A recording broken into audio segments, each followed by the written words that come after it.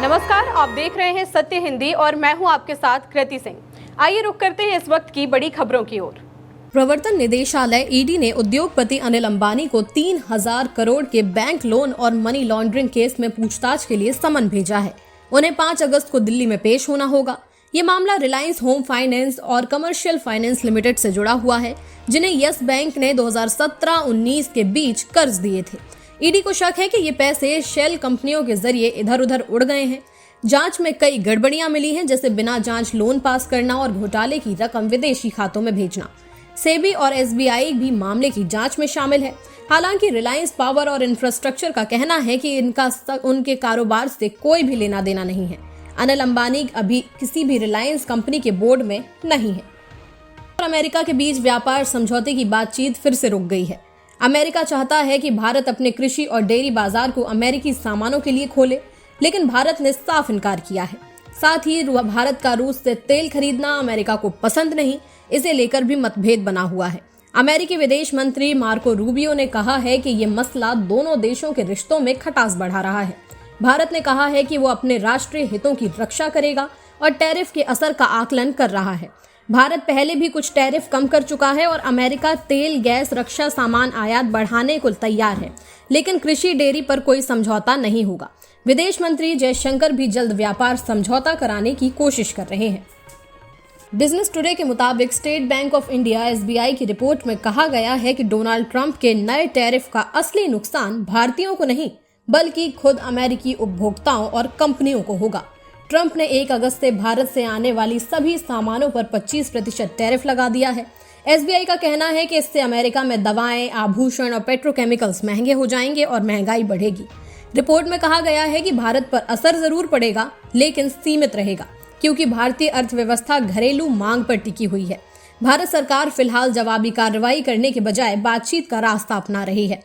SBI ने चेतावनी दी है कि अगर दोनों देश के बीच जल्द समझौता नहीं हुआ तो भारत की जीडीपी ग्रोथ पर असर पड़ सकता है, लेकिन अमेरिका को ज्यादा झटका लगेगा।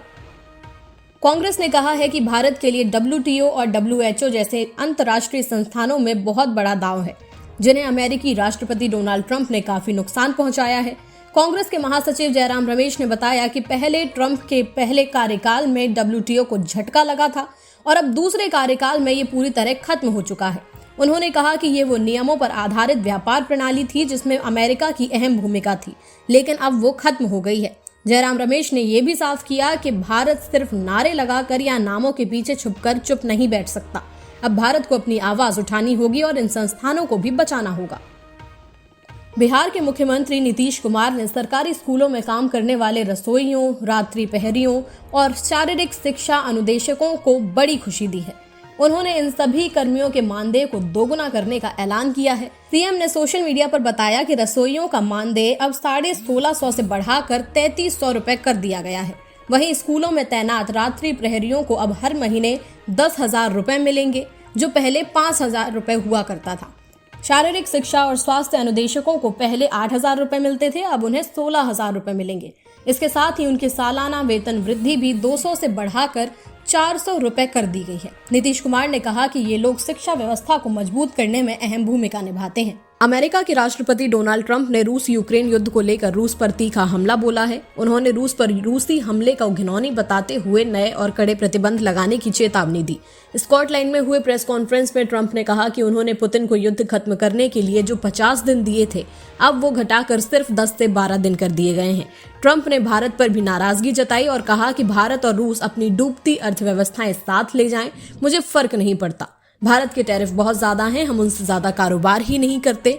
ट्रंप ने साथ ही रूस के व्यापारिक साझेदारों जैसे भारत और चीन पर भी सख्त सेकेंडरी टैरिफ लगाने की बात कही है। यूक्रेन ने उनके रुख का स्वागत किया है। अमेरिका के राष्ट्रपति डोनाल्ड ट्रंप ने बड़ा फैसला लेते हुए भारत पर 25% आयात शुल्क लगा दिया है। 31 जुलाई को की गई घोषणा में ट्रंप ने चीन पर 41%, कनाडा, मेक्सिको पर 25% और यूरोपीय देशों पर 10 से 20% पर भी शुल्क बढ़ा दिए हैं। ट्रंप का कहना है कि ये कदम अमेरिका पहले नीति के तहत घरेलू उद्योगों को बचाने और विदेशी व्यापार घाटा घटाने के लिए उठाया गया है। भारत से अमेरिका को टेक, फार्मा और कपड़े जैसे उत्पादों का बड़ा निर्यात होता है, जिस पर असर पड़ सकता है। विशेषज्ञ मानते हैं कि इससे दोनों देशों के व्यापारिक रिश्तों में तनाव बढ़ सकता है।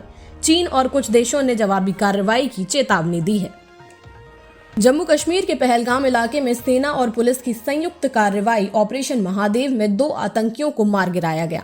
ये दोनों लश्कर के बताए जा रहे हैं। मुठभेड़ के बाद AK-47 हथगोले, मोबाइल और सैटेलाइट फोन बरामद हुए हैं, जिनसे इनके पाकिस्तान में बैठे हैंडलर्स से संबंध उजागर हो सकते हैं। सुरक्षा एजेंसियों ने इन उपकरणों की जांच शुरू कर दी है। खुफिया रिपोर्ट के मुताबिक ये आतंकी अमरनाथ यात्रा या पर्यटकों को निशाना बना सकते थे। पिछले कुछ महीनों में कश्मीर में आतंकियों को सक्रियता बहुत ज्यादा बढ़ती जा रही है। इस ऑपरेशन को बिना किसी सिविलियन हताहत के सफल माना जा रहा है। प्रशासन ने जनता से अफवाहों पर ध्यान न देने और सुरक्षा बलों से सहयोग करने की अपील की है। 2008 के मालेगांव ब्लास्ट की जांच में शामिल रहे महाराष्ट्र ATS के एक रिटायर्ड अफसर महबूब मुझावर ने बड़ा खुलासा कर दिया है। उन्होंने कहा कि जांच के दौरान उन पर RSS प्रमुख मोहन भागवत को गिरफ्तार करने का दबाव डाला गया था, ताकि भगवा आतंकवाद को साबित किया जा सके। गुरुवार को सोलापुर में मुझावर ने ये बात तब कही जब कोर्ट ने सभी 7 आरोपियों को बरी कर दिया, जिनमें बीजेपी की पूर्व सांसद प्रज्ञा सिंह ठाकुर भी शामिल थी। उन्होंने कहा कि उस वक्त जो झूठी चीजें बनाई गई थी, कोर्ट ने अब उन्हें खारिज कर दिया है। मुझावर के बयान के बाद फिर से मालेगांव केस की जांच प्रक्रिया पर सवाल उठने लगे हैं। हालांकि इस पर अभी तक ATS या सरकार की कोई प्रतिक्रिया सामने नहीं आई है। वाराणसी में एक नाबालिग मुस्लिम लड़की ने कांवड़िया द्वारा परेशान किए जाने की शिकायत की, लेकिन पुलिस ने उल्टा उसकी FIR दर्ज कर परिवार को आरोपी बना दिया। लड़की के परिवार का कहना है कि पुलिस ने उनकी शिकायत नहीं सुनी और कांवड़िया के पक्ष में कार्रवाई की। पुलिस ने परिवार पर धार्मिक भावनाओं को ठेस पहुंचाने और धमकी देने का आरोप लगाकर मामला दर्ज किया है।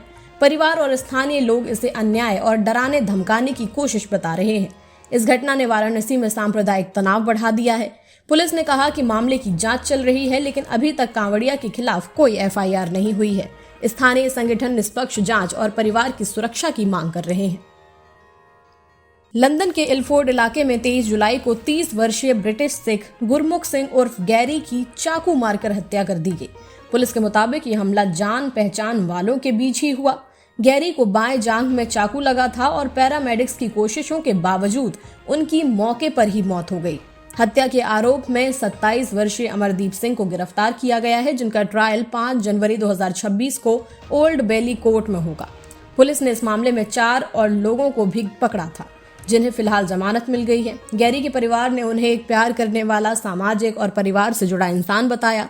पुलिस ने इसे अलग थलग घटना माना है और इलाके में सुरक्षा बढ़ा दी गई है। जांच जारी है।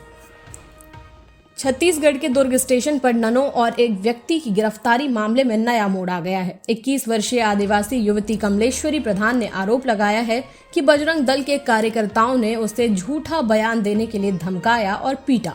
कमलेश्वरी का कहना है कि वो अपनी मर्जी से नौकरी के लिए आगरा जा रही थी, जब बजरंग दल ने धर्मांतरण और मानव तस्करी का आरोप लगाकर हंगामा किया। उसने बताया कि गिरफ्तार नने और सुखमन मंडावी निर्दोष हैं और उसने राज्य सरकार से उनकी रिहाई की मांग की है।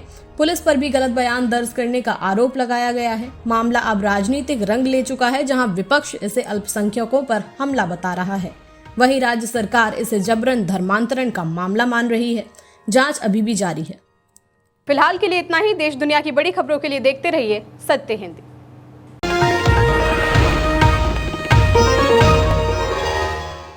Copyright disclaimer under Section 107 of the Copyright Act 1976. Allowance is made for fair use for purposes such as criticism, comment, news reporting, scholarship, and research. Fair use is a use permitted by copyright statute that might otherwise be infringing.